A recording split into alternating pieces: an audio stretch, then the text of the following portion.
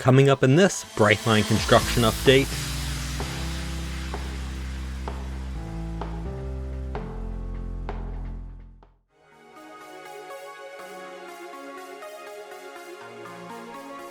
this update looks at the progress between Jupiter and Fort Pierce, including the cutover of the second main line between Camp Murphy and the new CPC branch. We'll start in Jupiter and work north through Stuart before ending up just north of Fort Pierce.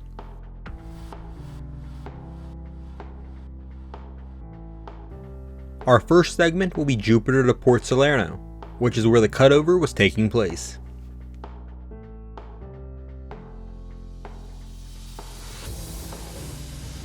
I'm going over the Loxahatchee River right now, as preparations for the replacement of that drawbridge were taking place. You can see more on that in the video linked above.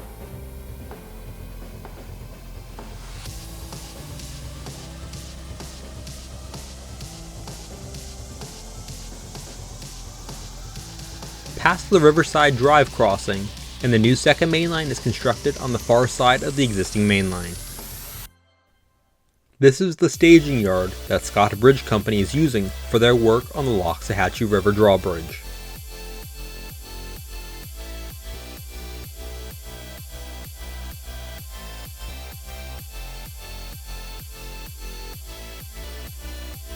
The new main line is also laid on the far side of the existing main line between that yard and County Line Road.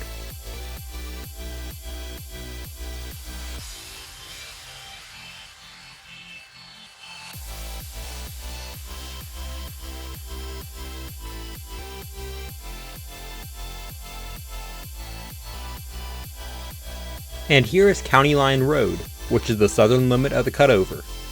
Just north of the road is the Camp Murphy South control point. Until this day, it had been the southern end of the Camp Murphy siding, but for the time being, it is now the start of roughly 12 miles of double track headed north. It too will eventually be removed when double track is laid over the Loxahatchee River Bridge.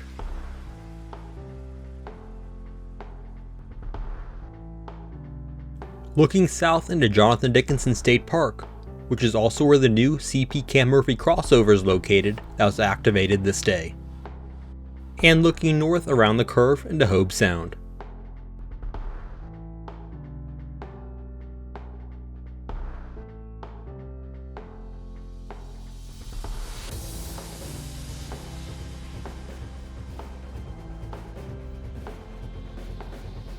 In addition to activating the second main line, all of the additional crossing protection that was installed on this segment was being activated over this multi-day cutover process, along with the activation of the new signaling system.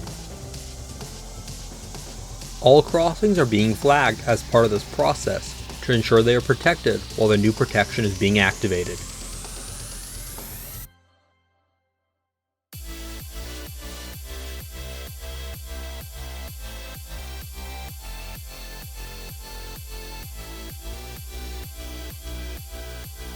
These trailers are the nerve center of the cutover, where all the new signals are controlled and tested from. These remaining ties will be used for spot tie replacement for any ties marked as needing to be replaced.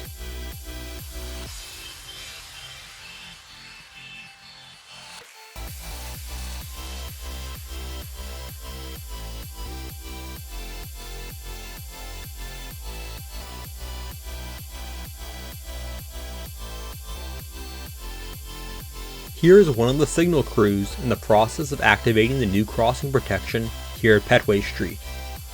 They were removing the black plastic wrap that had signified the new protection was not being used yet, adding the arms to the new mechanisms, and activating the new track circuits.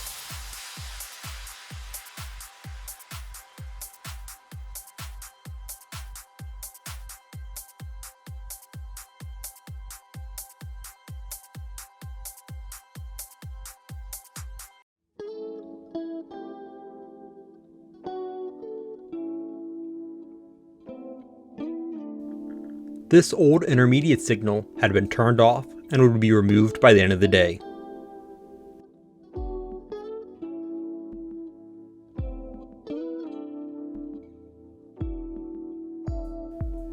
The heads on these new intermediate signals were about to be turned to face the track, and the milepost signs that signify their intermediate signals had been added to them in the morning.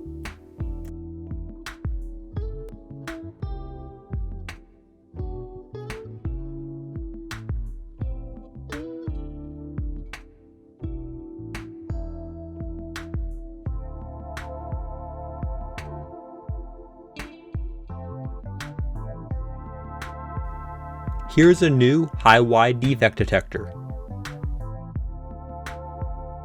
The signal crews had not started working on the new protection here at Osprey Street, as seen by the black plastic still on them.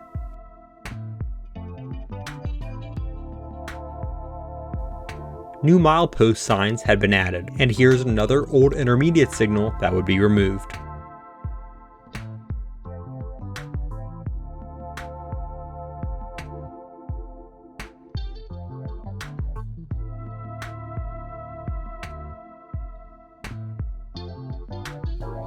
And here's the new Seabranch crossover, the northern end of the cutover.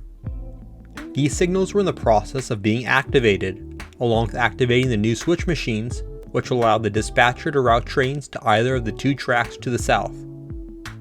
One route to the north would not be activated since the second main line is not complete to the north from here. Even though both main lines were activated as part of this cutover, this does not mean that all the work is complete. There are still quality control procedures to be completed, minor corrections made, and right-of-way cleanup done before it is officially signed off as finished.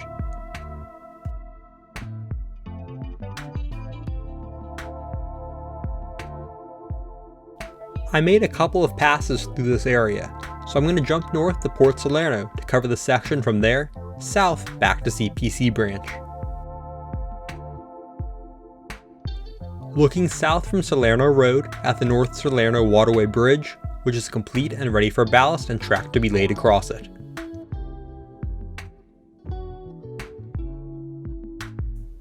And here's the area where work on the South Salerno Waterway is ongoing. Unfortunately, trees block the view of work on the bridge itself.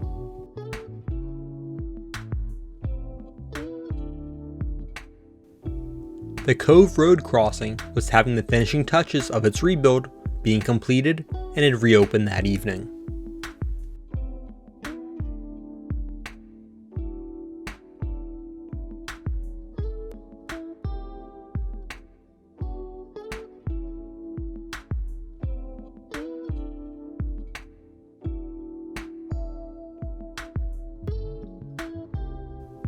The North Manatee Tributary Bridge is complete.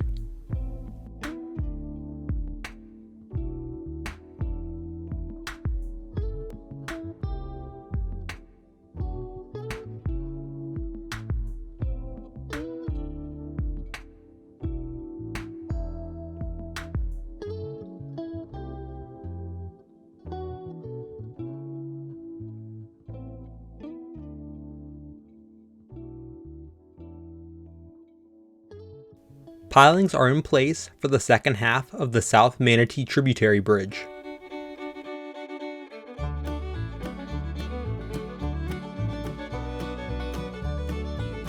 This intermediate signal will remain for the time being since it is not in the cutover area.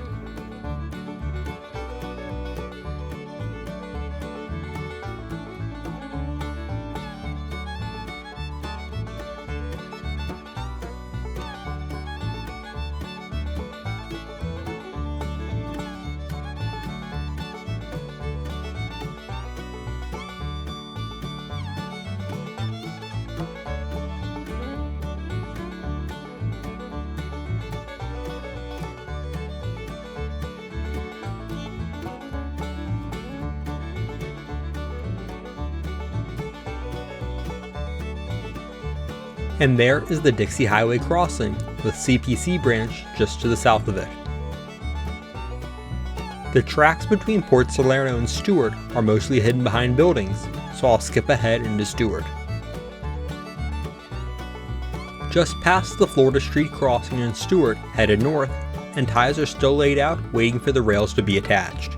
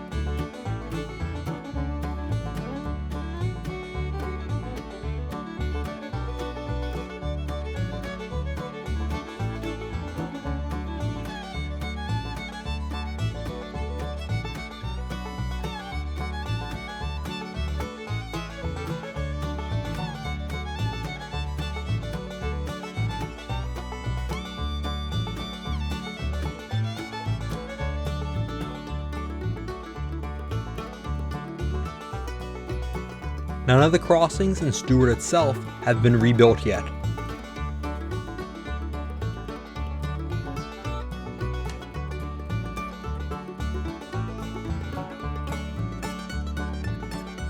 Materials are staged in the right-of-way for when the crossings are rebuilt.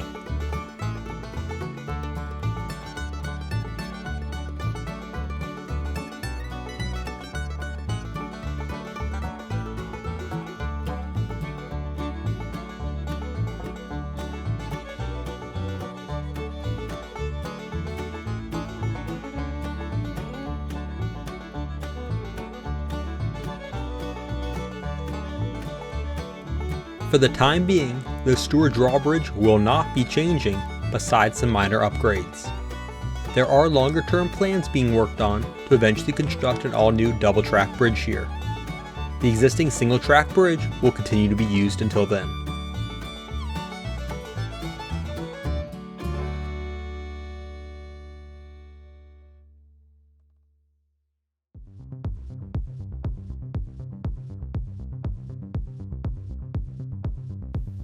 The second track in this area is complete, but has not been cut over yet for service.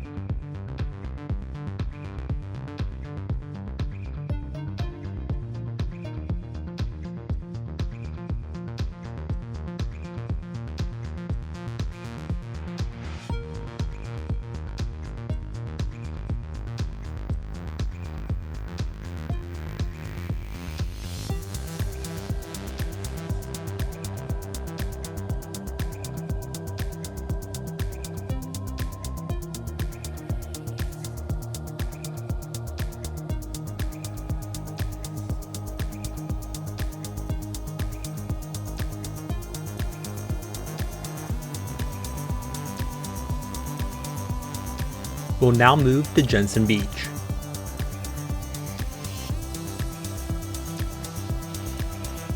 The Jensen Beach Boulevard crossing is freshly rebuilt and runs through the middle of a traffic circle.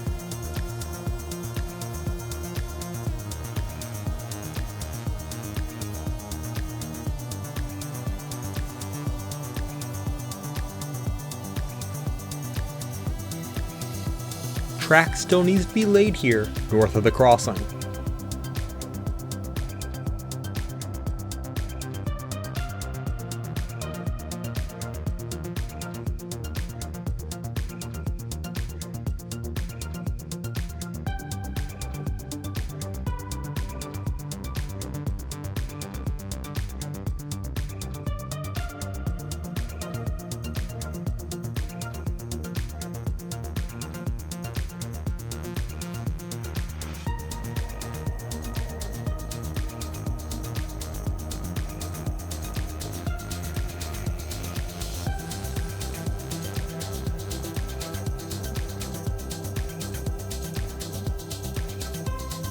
We'll now skip into Fort Pierce in the FEC's Fort Pierce Yard.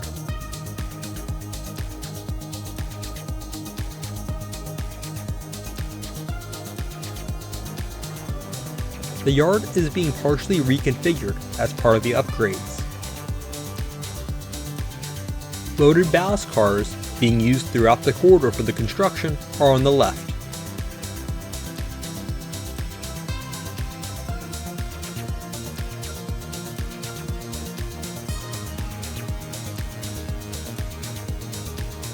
The first visible sign of work in the yard is here on the west side, where some fresh sub-ballast has been laid where a new track will go.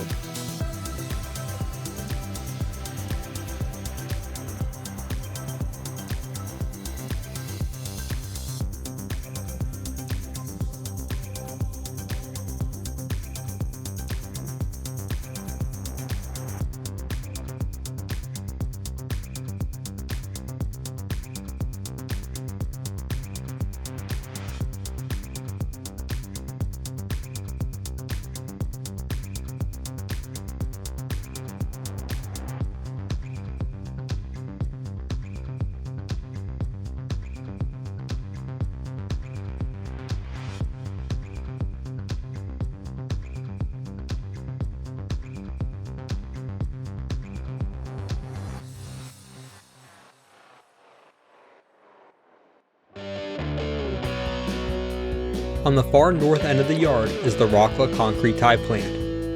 You can see that facility in much more detail in the link above from a previous trip here. There will be a fairly significant reconfiguration of the track around the Citrus Avenue Bridge here as new crossovers are installed and the northern entrance to the yard is adjusted.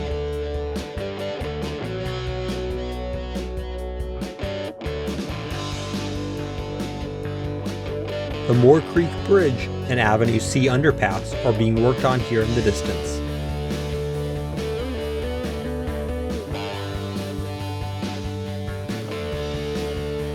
We'll finish up driving north on Old Dixie Highway from the North Causeway to Indrio Road.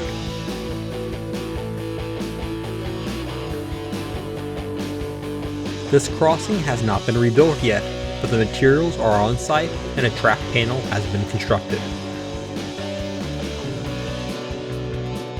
The rest of the small crossings along Old Dixie to Indrio Road have been rebuilt now.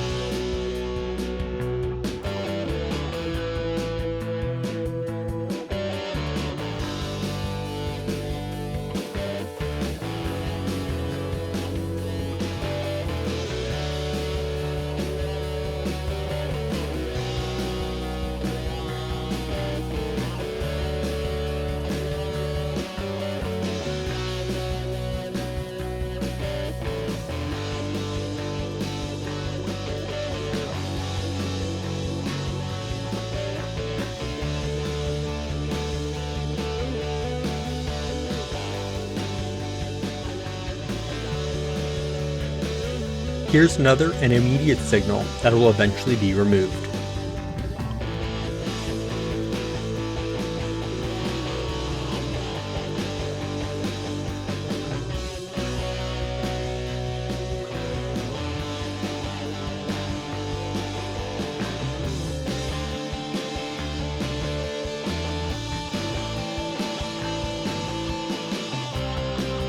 Here's a bunch of rail staged for the second main line in this area.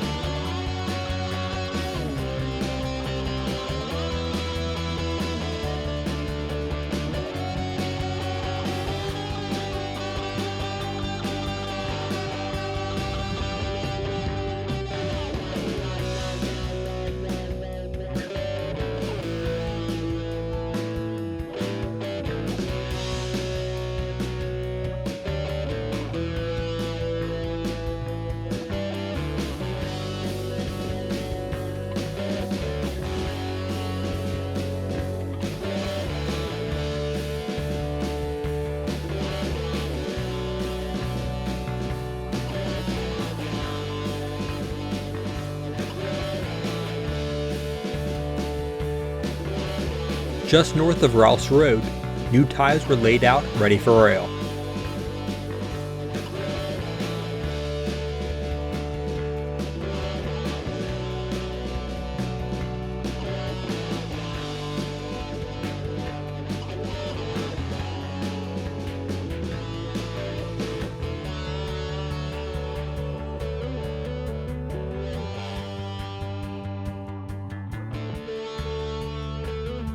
The ties stop where the Indrio team track currently is. That siding will be shifted here with access provided from the new second main line.